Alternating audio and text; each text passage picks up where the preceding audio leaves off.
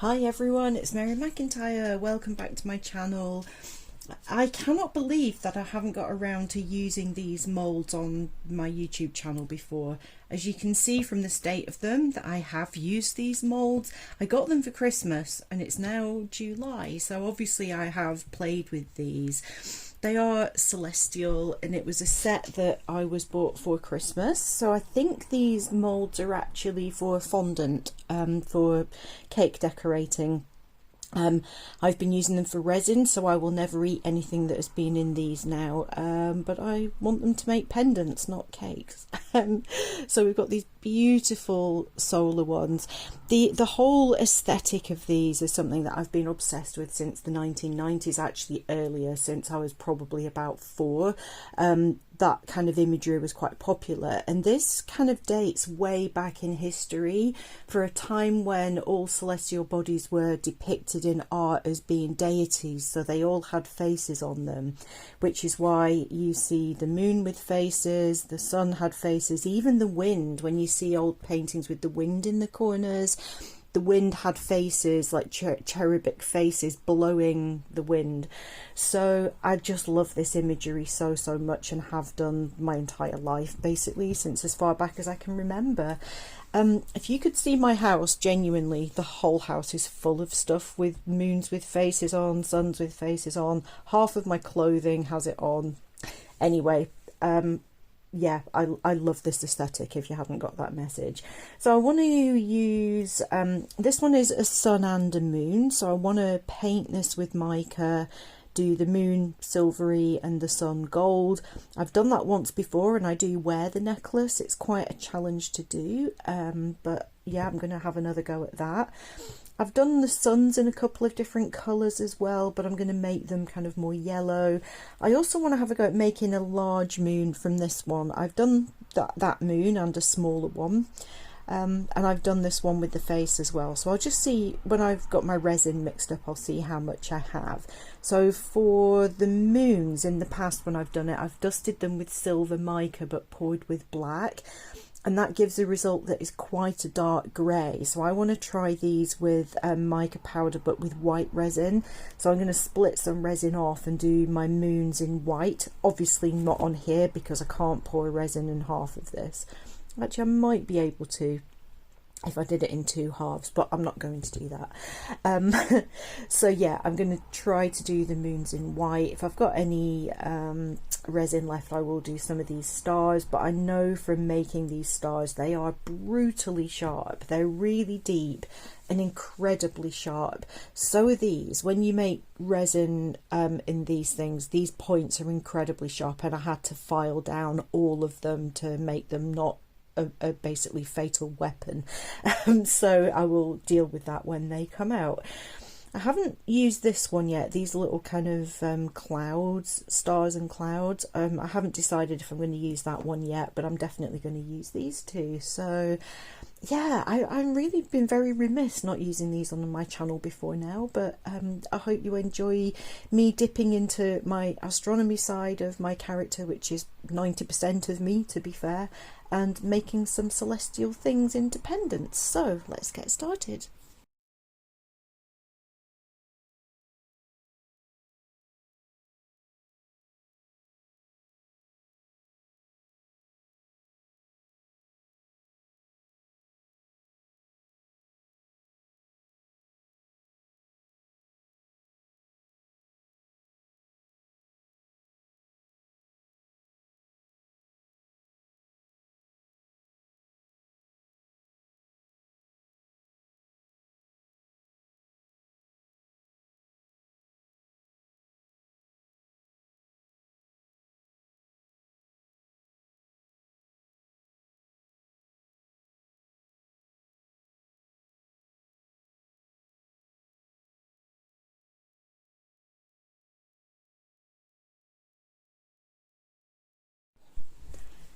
So this is simple choices of mica powder, just basically yellow and silver.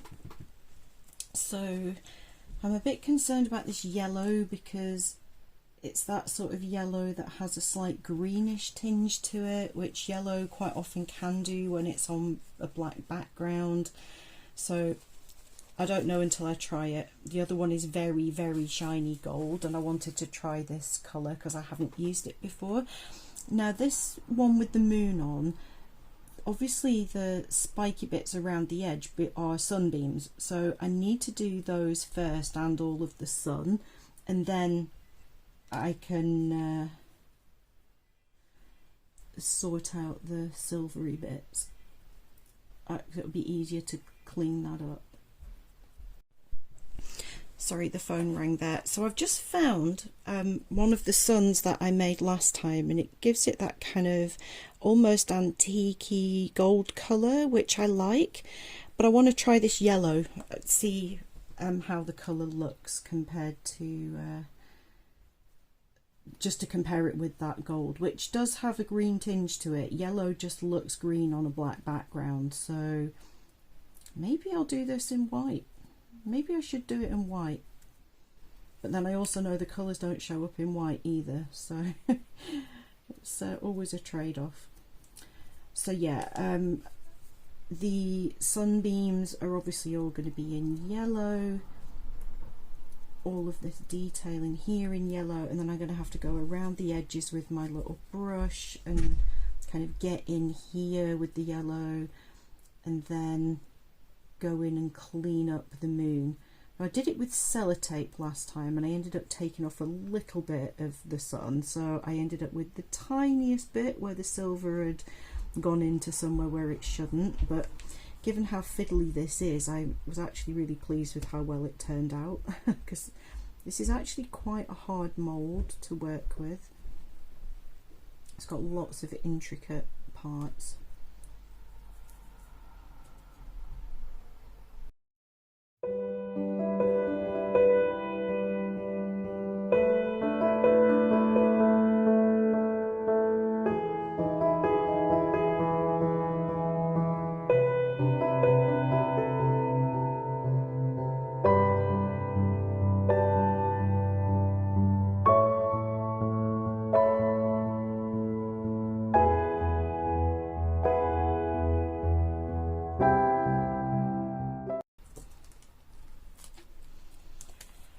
Okay, now I've cleaned off the moon, hopefully I can still see some hints of gold on there. I'm hoping it blends out because I've already had to touch up the yellow side once, so I'm just going to make a hot mess of it if I keep going in and out.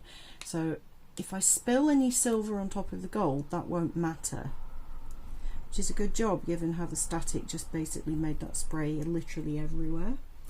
But basically the gold is what's touching the mould, so even if the silver overspills once the resin gets poured on, it shouldn't show up, as long as the silver is covering all those other bits. If the gold has been rubbed in well on the sun side, we should be good to go.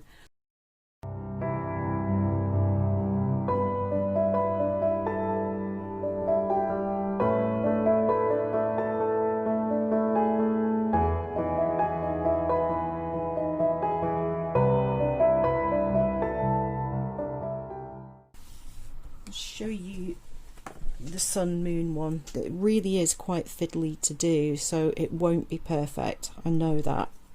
I'm prepared for that. I think maybe you could pour a little bit in there, but to fill it up it would just spill over, so you really have no choice other than to try to paint it as best you can. So the contrast between the silver and the gold is always absolutely beautiful when you make that. It's worth the effort of like trying to do that and get it right. And then these, hard to actually see the silver, but it's got that beautiful shimmer. Reminds me of the inside of an Etch-a-Sketch.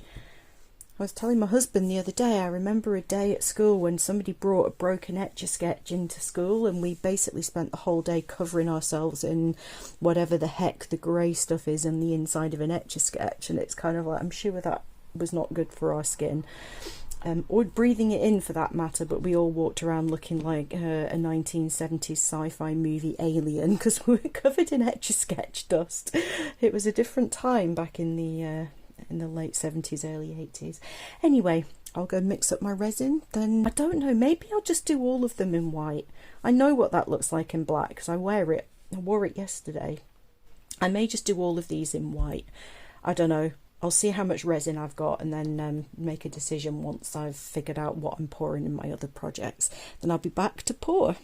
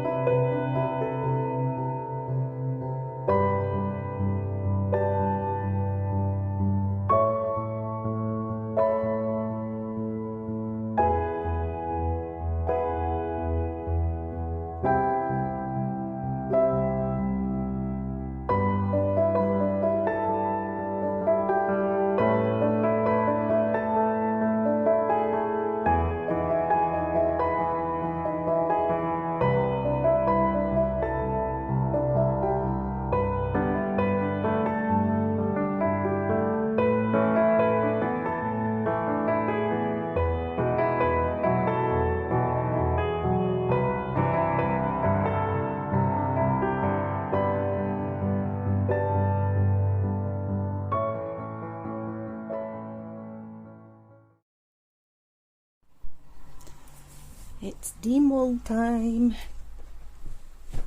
Well, something so satisfying about demold, isn't there? I can watch demolds for hours online. So I'm going to do these first. I'm excited to see how these ones have come out, but I'm going to go just with the plain white ones first. So first of all, the star that had no mica powder in, so it's just a white star with brutally sharp spikes, as I expected. So not sure what I'm going to do with those, but it's always handy to have some stars.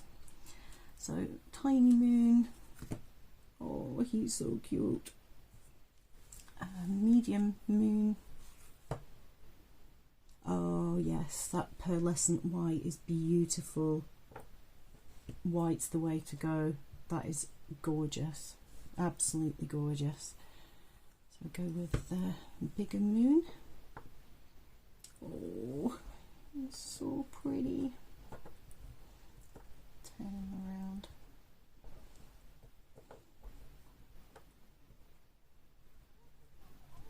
So let's have a look at the crescent. I'm really happy with how that pearlescent white has come out. It's just got that silvery shining moon, which is, it's just whenever you read any poetry about the moon, that is the kind of imagery that you have in your head.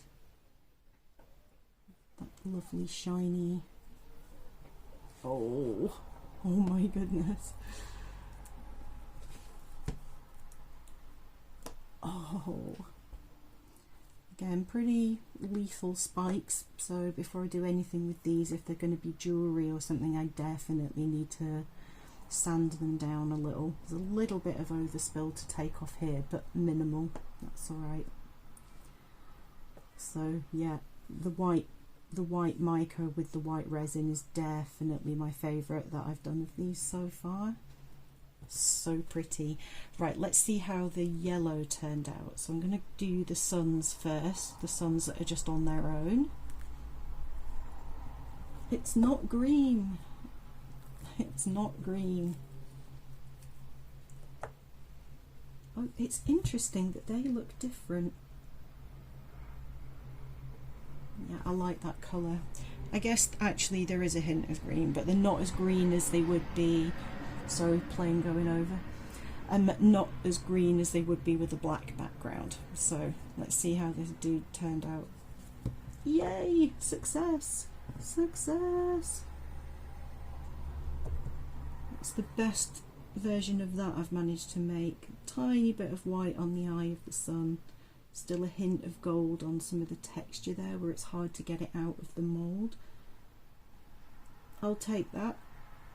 That's so nice. So that's the sun and the moon. That turned out pretty well. Happy with that. Missed a little bit of the yellow on the tips down here, but that's okay. I think, as I said when I was doing it, that is a challenging little mould to do two colours. Oh, I love that one. Such a happy face. Another happy face. Doesn't look as green on camera as it does in real life. Why does yellow always look green? So yeah, though you can see the difference here. The two on the left have got the pearlescent mica, and it really adds the texture and those cherubic cheeks, which are just gorgeous. And that's just the plain resin. So you could dry brush with something on top to pick out the detail there. That big moon with the pearlescent, so beautiful. Then a smaller moon with a bit of pearlescent, and then a couple of just plain white stars, another pearlescent moon. There's a lot of celestial going on right there. So I took a good look at everything, and everything that I wanted to put a pinch bail onto, I used my tiny little hand drill with the smallest drill bit that I had, just to make some tiny little holes in an appropriate place that would take a pinch bail. When I did this on the stars, because of the facets, I had to use a nail file and just kind of file out a tiny little V-shaped groove so that the nib of the drill would actually bite and go through it. So once I drilled the holes, I put the pinch bails on, and the ones that were having glue on bails, I used UV resin to stick the glue on bails onto the back of those.